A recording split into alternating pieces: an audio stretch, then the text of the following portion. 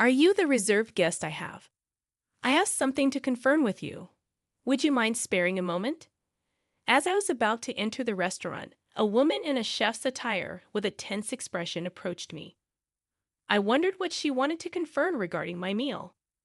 When I listened to her, I was hit with a shocking revelation that made me go pale. My name is Emily Thompson, 31 years old, working in the advertising industry.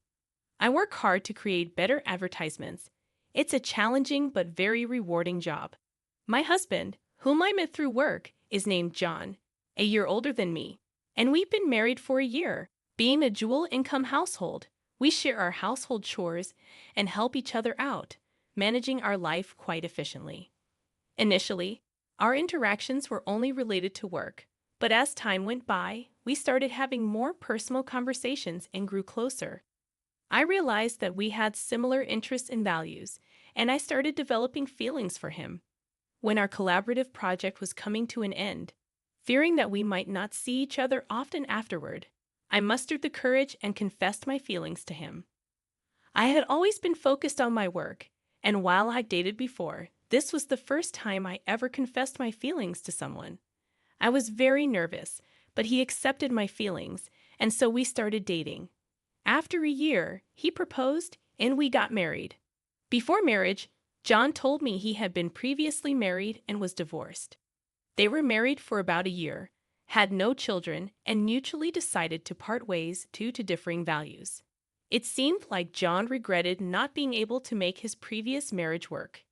He seemed a bit reserved when it came to love, probably because of his past experience, but I understood. As long as there were no lingering issues, I didn't mind his past. It wasn't about wanting happiness for marriage, but wanting to live my life alongside John. So I accepted the fact that John was divorced and went ahead with the wedding. Our married life was filled with happiness, but slowly, the real implications of John being divorced began to unravel. After our wedding, we moved to an apartment close to both our workplaces. John's parents live nearby, and we get along well. Our married life has been smoother than I anticipated. Initially, I had concerns about living in close proximity to my in-laws, fearing potential conflicts. However, they were always kind to me. Given our work schedules, John and I hardly have time during the weekdays, but we make the most of our weekends together. Living with my husband, and both of us working, we don't get much leisure time together on weekdays, except for brief conversations at dinner. Therefore, we spend a lot of time together on weekends. We both enjoy cooking and often experiment with dishes we want to try at home. Ideally, dining out would be great, but I have an allergy to fruits from the Rosaceae family. As a result, I can't casually eat out. Even when I think a dish doesn't contain these fruits, they might be used as a hidden ingredient. This makes it tedious to constantly check with restaurants. Even a slight touch causes my skin to turn red and swell. I feel bad asking about ingredients at restaurants and have developed an aversion to dining out due to this. I developed this allergy as an adult, and initially I was taken aback since I hadn't expected it. I recall a time when I ate a lot of strawberries and my mouth swelled up, making it difficult to breathe. I used to eat fruits frequently, and after getting tested at the hospital, I was devastated to find out about my rosaceae fruit allergy. Discovering that I could no longer eat favorites like strawberries, apples, pears, and peaches saddened me. I've had reactions after eating food I thought was safe, only to find out they contained allergens, which further discouraged me from dining out. This made me apprehensive about buying ready-made meals or snacks, adding a bit of stress to my life.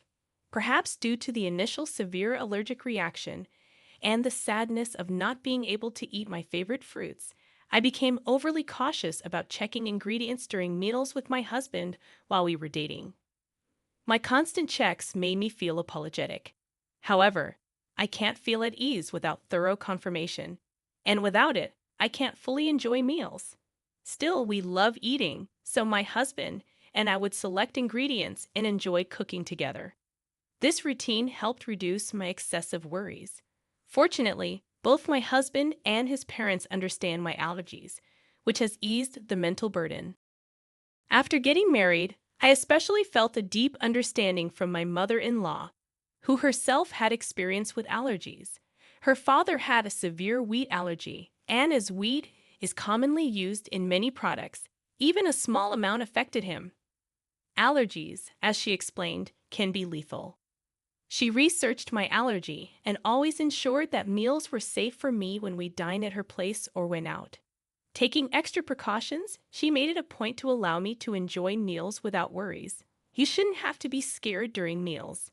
I'll make sure everything is safe for you, she told me, which almost moved me to tears.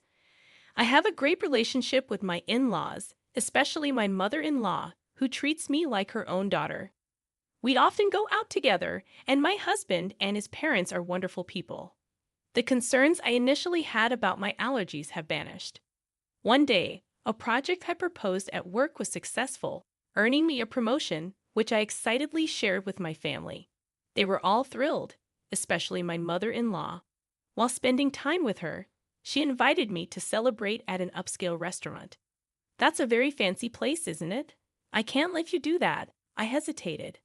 The restaurant was in a luxurious hotel nearby, which I had always dreamt of visiting since my student days. However, it was truly upscale, and I felt it was too extravagant even for a celebration.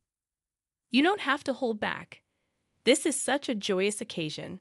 Let me treat you, she insisted, genuinely happy about my promotion. Her sentiment warmed my heart, but I had reservations. I remembered visiting the restaurant's website before my allergy developed and dreaming of tasting their fruit-filled tarts someday. The restaurant often uses fruits from the Rosacea family. While I appreciate my mother-in-law's kindness, besides the issue of the restaurant being upscale, I'm hesitant because they frequently use fruits from the Rosacea family, to which I'm allergic. Whenever I dined out with my mother-in-law in the past, we informed the restaurant of my allergy beforehand. Each time I faced the prospect of informing a restaurant about my dietary restrictions, I couldn't shake the guilt of inconveniencing them. Consequently, my mother-in-law and I typically opted for restaurants that rarely used allergenic foods. My concern grew, considering the frequent use of fruits at the upscale restaurant my mother-in-law proposed. Though dishes without these fruits were safe for me, the temptation to try them was strong. However, the potential risk in a kitchen likely processing these fruits scared me. Ultimately, I declined the offer due to concerns about a potential allergic reaction. Still, my mother-in-law insisted, assuring me she would inform the restaurant about my allergy when making the reservation. To my surprise, she mentioned having a connection there, ensuring they would take good care of us. Feeling relieved by my mother-in-law's assurance and her history of considering my allergies, I agreed to have lunch at the restaurant. When I shared the plan with my husband, he was surprised to learn about his mother's connections. He appreciated the restaurant's consideration for allergies, but mentioned that they sometimes served fruit. Upon hearing that my mother-in-law had informed the restaurant about my allergies during the reservation, my husband seemed relieved. It's a celebration of your promotion, right? Make sure to enjoy yourself, he said, noticing my anticipation for the day. Excited about the long-awaited celebration, I took a half day off from work and headed straight to the restaurant on the eagerly awaited weekday. Opting for a more formal outfit than usual, I paid extra attention to my appearance.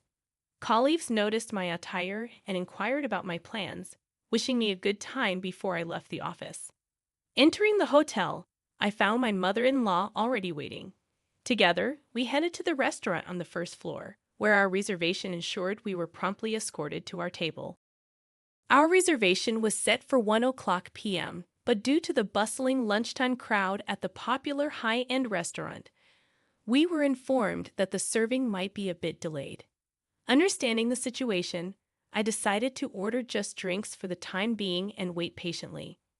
Having already finished work and encouraged by my mother-in-law, I ordered champagne. We enjoyed our conversation while eagerly awaiting our meal. As I savored the effects of the alcohol and anticipated the dining experience I had longed for, I was in high spirits. The dishes at the neighboring tables looked delicious, and I was eagerly awaiting our own meal. Suddenly, my phone rang from inside my bag, and realizing I hadn't turned it off during our meal, I tried to silence it. Seeing the incoming call was from work, I immediately sobered up, worried that there might be a problem. Excusing myself from my mother-in-law, I stepped out of the restaurant to take the call, ensuring privacy in case of sensitive information. The call was regarding a document I had submitted earlier that day, and my colleague urgently needed clarification. Relieved that it wasn't due to an error on my part, I answered their questions and wrapped up the call in about 5 minutes. As I was about to turn off my phone to return and enjoy my meal, an unfamiliar woman, dressed as a chef from the restaurant's kitchen, approached me. "Excuse me, you're the customer who made a reservation for today's meal at the restaurant, right?" With a concerned expression, she urgently told me to leave the hotel immediately, stating that it was dangerous to go back to the restaurant. Suspicious of her intense demeanor, I sought clarification. Once I grasped the situation, I felt the blood drain from my face. I quickly hopped into a taxi waiting in front of the hotel and headed home. That evening, my mother-in-law called, furious about me leaving her at the hotel and returning home without saying anything, causing embarrassment. "You had everything set up to celebrate, and you just leave without a word. Don't you know basic manners? What kind of upbringing did you have?" She was angry in a way I had never seen from my mother-in-law before, and she started to berate me. I had always thought of my mother-in-law as a kind and gentle person, but there was no trace of that kindness now. I couldn't fathom the transformation in my mother-in-law. I had believed that the kind and caring mother-in-law I had known would be upset if I left without saying anything, but she would also be concerned about whether something had happened to me. However, she was furiously yelling with such intensity that I began to question the rumors circulating about her. Remaining silent, I endured her berating, which extended even to complaints about my parents and how they raised me. "You've been silent this whole time. Don't you realize you've done something wrong? You're not fit to be my son's wife," she yelled. After a long tirade, she finally seemed to calm down a bit. That's when I quietly posed a question to her. "You told me that you informed the restaurant about my allergies when you made the reservation today, and I could relax, right? But the restaurant wasn't aware of my allergies, so what happened? In fact, the meal today had ingredients that I'm allergic to, not only in the dessert, but also in the main courses. The allergenic ingredients were used in marinades and sauces, which weren't apparent from just looking. The woman who approached me earlier had taken the reservation call from my mother-in-law and said that no mention of my allergies had been made. However, she noticed the allergy badge on my bag and came to check just in case. As the chef responsible for our meal that day, she immediately noticed the inclusion of allergenic ingredients. If she hadn't informed me, I would have unknowingly consumed the food with allergens, resulting in a severe allergic reaction. Initially, I doubted that my mother-in-law would purposely make me consume allergens. But considering the woman took time out of her busy schedule to inform me, I quickly believed her. Furthermore, this woman knew about my mother-in-law's true nature and deduced my situation. She advised me to leave immediately and ensure I went somewhere my mother-in-law would follow. The reason she knew my mother-in-law was that she was my husband's ex-wife, now working under her maiden name, Kate Young. Seeing me with my mother-in-law, she realized I was the new wife and decided to help me out. She assumed I was the new wife because she believed that my mother-in-law wouldn't have female friends, especially someone of a similar age, after getting married to my husband. The ex-wife had lived with his parents and was subjected to significant mistreatment by my mother-in-law before they married. Like me, she thought the mother-in-law was gentle and kind, which left her quite baffled once they started living together. When my husband or father-in-law wasn't around, the ex-wife faced continuous criticism for her housework and was always subjected to snide remarks. Being a full-time housewife, she had no escape. Despite her culinary skills honed from attending a professional cooking school, my mother-in-law still found faults with her dishes, even discarding them at times. The ex-wife, proficient in cooking, considered discussing this with her husband. But my mother-in-law was adept at concealing her true nature, especially around him. She felt that her complaints would fall on deaf ears. so the ex-wife aimed to gather evidence. However, as a recently turned full-time housewife, she lacked funds and was almost constantly under the watchful eye of my mother-in-law. Unable to gather proof and without anyone to confide in, she felt trapped in this life. So she fled in the form of a divorce. Despite never having worked before, she utilized her culinary license to seek employment and was fortunate to land a job at the restaurant. Working diligently, over time, the memories of her mistreatment faded, and she began to enjoy her work. After a few years, she matured into a full-fledged chef. For some reason, my mother-in-law discovered that she worked there and started frequenting the restaurant. Upon realizing her ex-daughter-in-law was there, she discreetly threatened her for discounts, while the ex-wife declined absurd demands. Past traumas influenced her to yield to some. The connection my mother-in-law spoke of referred to the ex-wife. When I questioned why she hadn't communicated my allergies to the restaurant, my mother-in-law feigned ignorance. "I knew about your allergies, so I must have told them." "Maybe it's the staff's oversight," she countered defensively, placing the blame on the restaurant staff. Given that the reservation call was handled by the ex-wife, it was probable that my mother-in-law deliberately didn't mention the allergies, intending to pin the blame on the restaurant. However, I was already onto her game. Considering the restaurant's stringent guidelines on allergies, if informed, they'd have accommodated my dietary needs. Moreover, they record calls for dispute resolutions, making it easy to verify who was at fault. When confronted with this, my mother-in-law, not anticipating recorded evidence, fell silent. I pressed on. "You've always been cautious about my allergies. Why did you not mention them this time?" Until now, my mother-in-law was well aware of the dangers of allergies and always showed concern.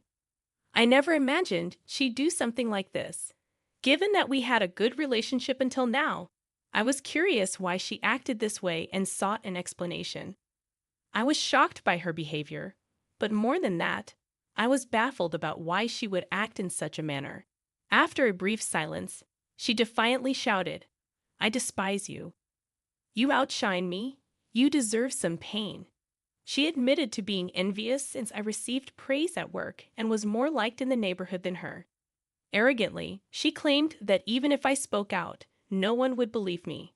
If it weren't for this incident, I wouldn't have believed she was capable of such actions. Thus, I had collected evidence to reveal her true nature and confronted her with it. Everyone present had heard her berate me and her intentions to purposely expose me to allergens. In fact, after leaving the restaurant, I immediately went to my parents' house, and John joined us. I had informed them of the situation, and we were discussing our next steps when she called. So I swiftly switched the call to speaker and started recording it for evidence. As a result, we had her incriminating statements on tape. She was taken aback by my revelation and asked in a shaky voice, "Wait, is John there with you?" She never expected her son to find out and asked in a trembling voice. In response, her son, who had been silent and emotionless gathering evidence, spoke up. "I heard everything. I can't believe you do something like this, Mom," he said in a suppressed, angry tone, and she hastily began making excuses, claiming, "It wasn't like that. I didn't mean." Her desperate attempt seemed insincere, especially after her earlier outburst. His anger was evident as he shouted, not only towards Kate but also towards Emily, "I don't even want to think of you as my mother anymore. We're cutting ties." Given the true nature of the mother he had trusted, John was beyond furious. He declared his estrangement from her, ignoring her cries. Furthermore, my parents said they would sue her for attempted murder, and John cut off the call, disregarding her voice. Later, when John informed his father about the incident, he was furious and suggested divorce, eventually throwing her out of the house. With no relatives to rely on, no income, and being a housewife, she clung desperately, pleading and crying. Her husband, feeling a final bit of pity, put her in a basic apartment, paying the first month's rent, and told her to find work so she could support herself. However, having been a housewife, she seemed to lack the drive to work and clung to both John and me. She barged into our house demanding money, but we drove her away, telling her to earn it herself. John, who was extremely stern, ensured she wouldn't approach our house again. Later, rumors suggested she started working at a nearby supermarket, but seemed quite disheveled. Given her nasty attitude, she had no one to rely on and seemed to be struggling on her own. I hope she continues to work hard, both for her own expenses and to pay us the compensation, and I want her to stay out of our lives. As for why she did what she did, it seems she was jealous of me and wanted to see me suffer. John's ex-wife had moved in after graduating from a vocational school and became a housewife. She was submissive, obeyed her mother-in-law, and had a quiet nature. Due to her unpleasant character, which made her disliked by women and her enjoyment in bullying those weaker than herself, she used to take out her stress on John's ex-wife. However, I am independent, working, and getting promotions. I had a higher social status than her and was well regarded in our neighborhood. Initially, she liked me, thinking I was a competent daughter-in-law, but she gradually grew jealous. Being unable to bully me, she wished I'd be in a position where I become incompetent, wanting to look down on me. After the explosive call when Johnny and his father confronted her, she confessed everything, leading to their declaration of cutting ties with her. Later, John apologized to his ex-wife for not noticing the bullying. At that time, he was new at his job and deeply trusted his mother, which blinded him to her behavior. Still, he felt he should have noticed and was regretful. His ex-wife assured him she was over it. She's dating someone now, and their conversation ended on a peaceful note. John felt relieved knowing she was genuinely happy, thanks to her help. I became friends with John's ex-wife. She's also career-oriented, and we get along well. Although she's his ex-wife, there's nothing concerning regarding their relationship, and I'm glad to have a friend close in age. After settling matters with my mother-in-law, John and his father threw me a promotion party. With the celebration from the two of them, I felt happy and determined to continue working hard without worrying about my mother-in-law.